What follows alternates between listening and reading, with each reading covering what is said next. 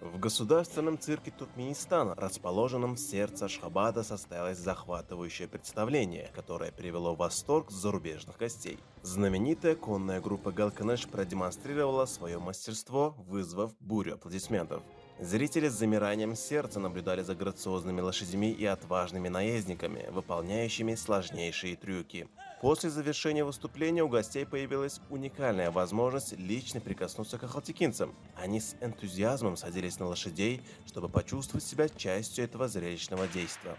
Это событие не осталось незамеченным мировыми СМИ. Ведущие международные телеканалы широко осветили триумфальное выступление конной группы Галканеш. Это подтверждает высокий уровень туркменского циркового искусства и его растущую популярность на международной арене.